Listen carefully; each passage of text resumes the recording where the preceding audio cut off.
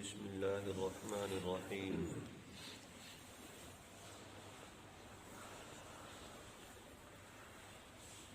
فلما ذهبوا به وأجمعوا أن يجعلوه في غيابة الجب پس جب وہ ان کو ساتھ لے گئے اور انہوں نے یہ طے کر ہی رکھا تھا کہ ہم اسے کنویں میں ڈالیں گے وَأَوْحَيْنَا إِلَيْهِ لَتُنَبِّئَنَّهُمْ بِأَمْرِهِمْ تو ہم نے اسے وحی بھیجی کہ ایک وقت آئے گا جب تم ان سب کو جتلاؤ گے انہوں نے جو کام کیا ہے وَهُمْ لَا يَشْعُرُونَ اور اس وقت انہیں پتہ بھی نہیں ہوگا وَجَاءُوا أَبَاهُمْ عِشَاءً يَبْكُونَ اور رات کو وہ سارے اپنے باپ کے پاس روتے ہوئے آئے قالوا یا ابانا انا ذهبنا نستبق اور وہ کہنے لگے کہ اے ابا جان یقین جانیے کہ ہم دوڑنے کا مقابلہ کرنے چلے گئے تھے وَتَرَكْنَا يُوسُفَ عِنْدَ مَتَاعِنَا اور ہم نے یوسف کو اپنے سامان کے پاس بٹھایا تھا فَأَكَلَهُ الذِّئْبُ پس بھیڑیا آیا اور اسے کھا گیا وَمَا أَنْتَ بِمُؤْمِنٍ لَنَا وَلَوْ كُنَّا صَادِقِينَ اور ہمیں پتہ ہے کہ آپ ہماری بات کا یقین نہیں کریں گے اگرچہ ہم سچے ہیں وَجَاءُوا عَلَىٰ قَمِيصِهِ بِدَمٍ كَذِبٍ اور وہ ساتھ لائے یوسف علیہ السلام کی قمیص کو جھوٹا خون لگا کر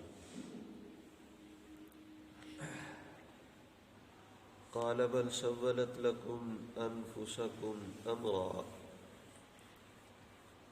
ان کے والد نے کہا کہ یہ حقیقت نہیں ہے بلکہ تمہارے اپنے دلوں کی بنائی ہوئی ایک بات ہے فصبر جمیل اب تو میرے لیے صبر ہی بہتر ہے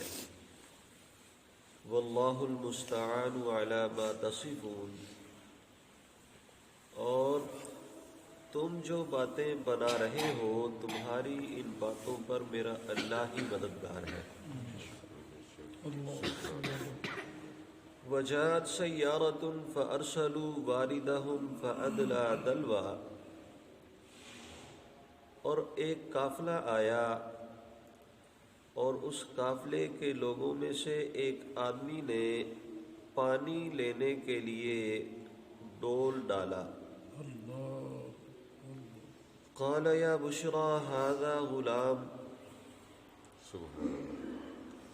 اور وہ پکار اٹھا کہ یہ تو خوشخبری ہے ایک لڑکے کی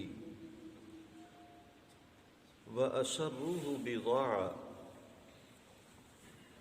اور اسے ایک تجارتی مال سمجھ کر چھپا لیا گیا واللہ علیم بما یعملون اور جو کچھ وہ کر رہے تھے اللہ سارے کا سارا جان رہا تھا وَشَرَوْهُ بِثَمَنٍ بَخْسٍ دَرَاهِمَ مَعْدُودَةٍ اور پھر انہوں نے یوسف علیہ السلام کو بہت ہی تھوڑے داموں میں جو کہ گنتی کے چند درہم تھے بیچ دیا واللہ وَكَانُوا فِيهِ مِنَ الزَّاهِدِينَ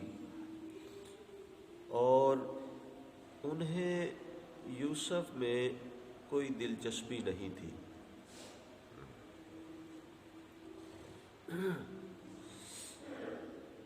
گزشتہ آیات میں اللہ رب العزت نے یہ بات بتائی کہ یوسف علیہ السلام کے بھائیوں نے انہیں باپ سے جدا کرنے کے لیے ایک منصوبہ بندی کی اور پھر اس کے تحت اپنے والد سے یوسف کو اپنے ساتھ لے جانے کا مطالبہ کیا،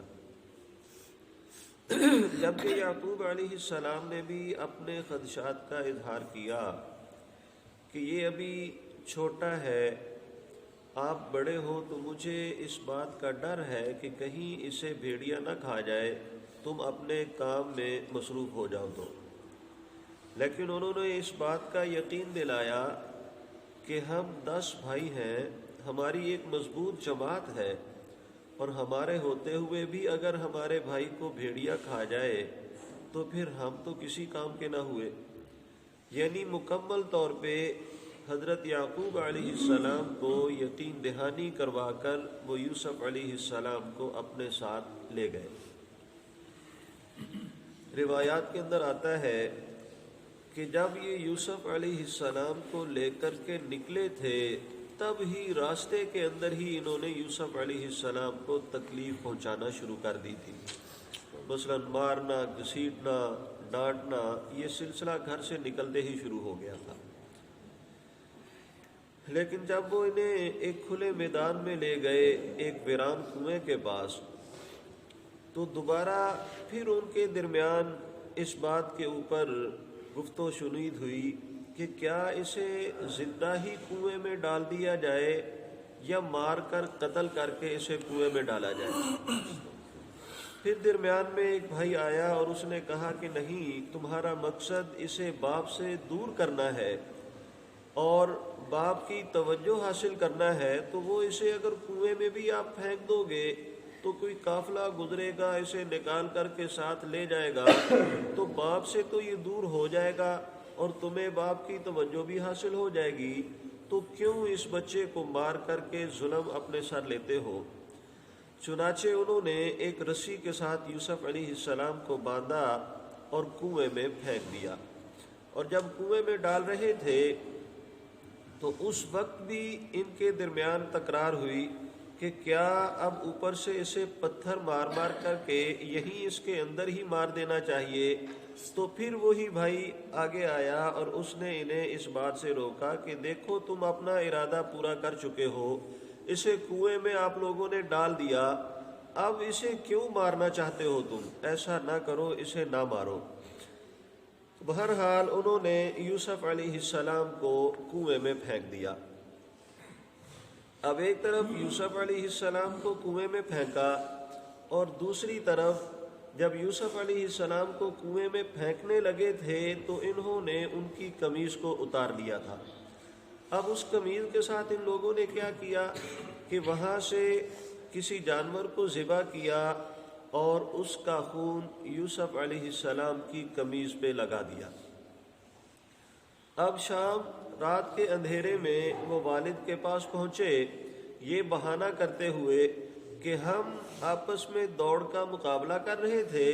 اور جہاں پہ ہم نے اپنا سامان رکھا تھا، یوسف چونکہ چھوٹا تھا، ہمارے ساتھ دوڑ نہیں سکتا تھا برابر میں، تو اسے ہم نے یہ کہا کہ آپ ہمارے سامان کے پاس بیٹھو اور ہم دوڑ کا مقابلہ کر کے ابھی واپس آ جاتے ہیں۔ تو جیسے ہی ہم دوڑ کے مقابلے میں نکلے تو یوسف ہماری نظروں سے اوجھل ہو گیا اور بھیڑیا آیا اور اسے اٹھا کر کے لے گیا۔ یہ اس کی قمیض بچی ہے جو ہم اپنی سچائی کو ثابت کرنے کے لیے آپ کے پاس لے کر کے آئے ہیں، لیکن ساتھ ہی یہ بات بھی کہہ ڈالی کہ ہمیں پتہ ہے کہ آپ نے ہماری بات پہ یقین نہیں کرنا۔ یعقوب علیہ السلام نے جب ان کی یہ گفتگو سنی تو انہوں نے آگے سے جواب دیا، قال بل سولت لکم انفسکم امرا، کہ یہ جو بات تم کر رہے ہو یہ حقیقت کے خلاف ہے۔ ایسا نہیں ہو سکتا کہ تم دوڑ کے مقابلے میں نکلو اور یوسف کو آ کر کے بھیڑیا اٹھا کر کے لے جائے،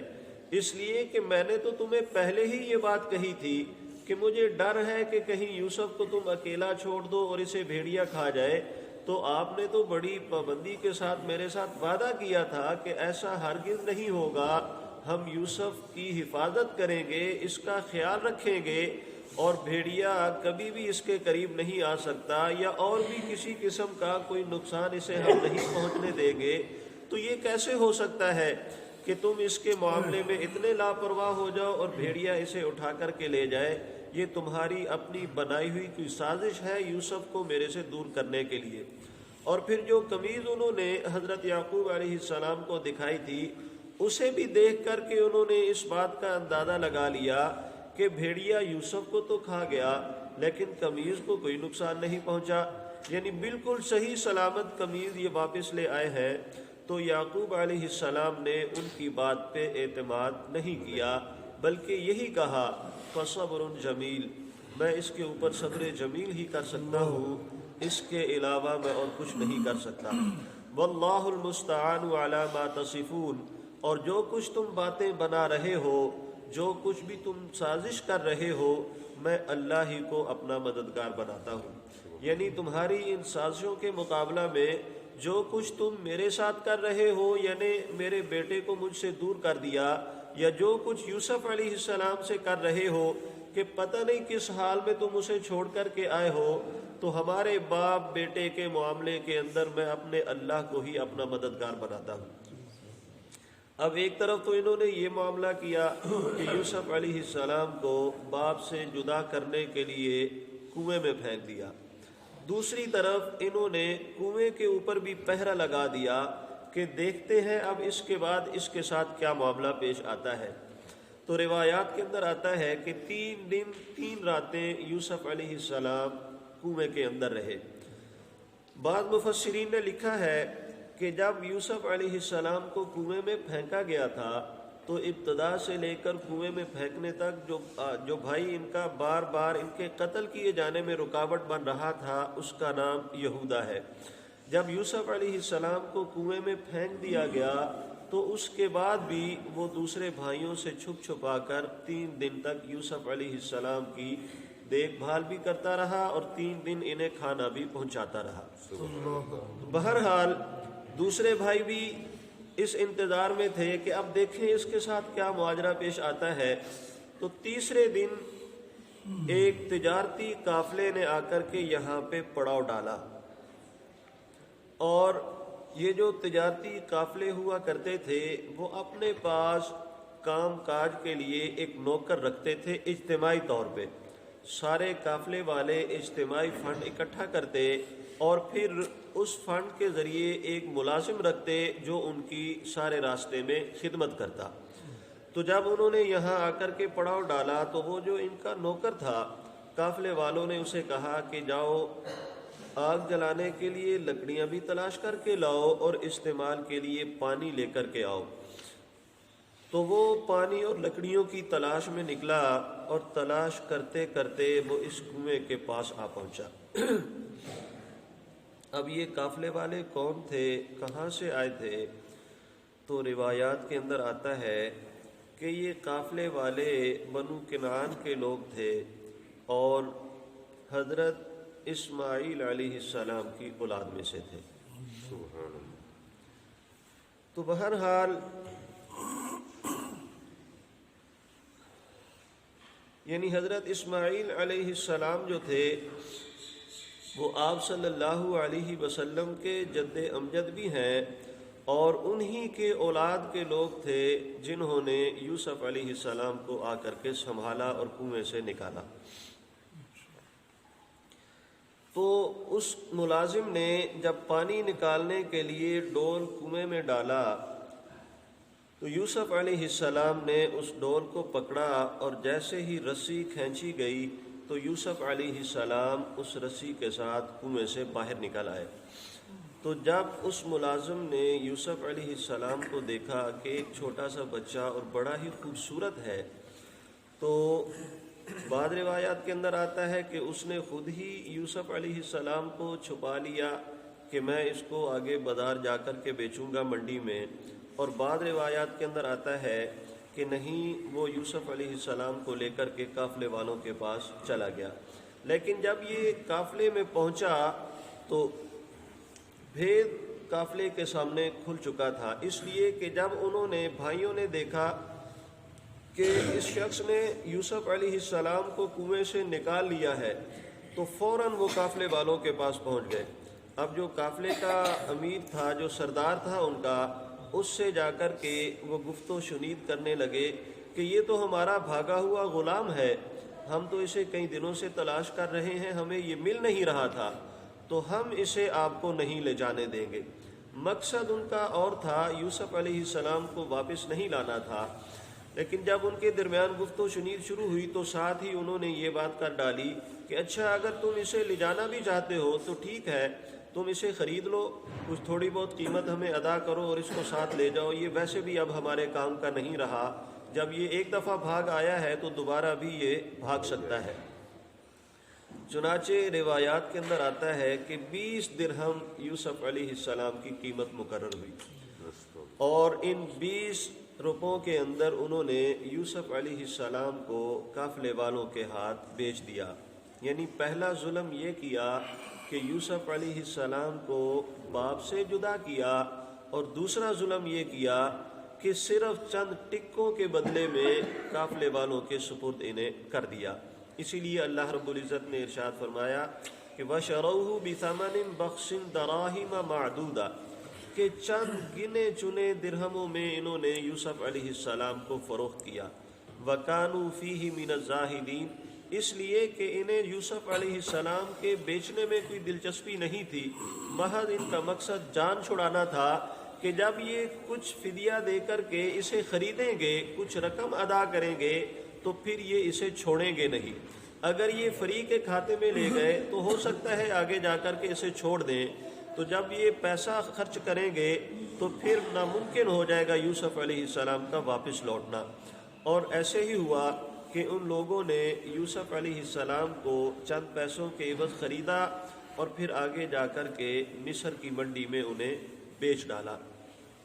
بہرحال یہ جتنا بھی معاملہ ہوا، اللہ رب العزت نے ان آیات کے اندر جو مرکزی آیت بیان فرمائی ہے وہ فَصَبْرٌ جَمِيلٌ وَاللَّهُ الْمُسْتَعَانُ عَلَى مَا تَصِفُونَ، کہ اللہ کی طرف سے جب کسی بھی انسان کے اوپر آزمائش آ جاتی ہے تو پھر اہل ایمان کا شیوہ یہ ہوتا ہے کہ وہ اسے آزمائش سمجھتے ہوئے اس کے اوپر صبر کریں اور اللہ کی مدد کا انتظار کریں۔ جو لوگ صبر کرتے ہیں، اللہ کی مدد کا انتظار کرتے ہیں، تو اللہ رب العزت انہیں رائیگاں نہیں جانے دیتا۔ جیسا کہ یوسف علیہ السلام اور یعقوب علیہ السلام نے صبر کیا تو اللہ رب العزت نے یعقوب علیہ السلام کو دوبارہ اپنے بیٹے کے ساتھ ملوایا۔ روایات کے اندر آتا ہے کہ 40 سال کے عرصے کے بعد دوبارہ یوسف علیہ السلام کی یعقوب علیہ السلام کے ساتھ ملاقات ہوئی۔ تو اللہ رب العزت سے دعا ہے کہ اللہ ہر انسان کو قرآن و سنت کا فہم عطا کر کے اسی کے مطابق اپنی زندگی گزارنے کی توفیق عطا فرمائے۔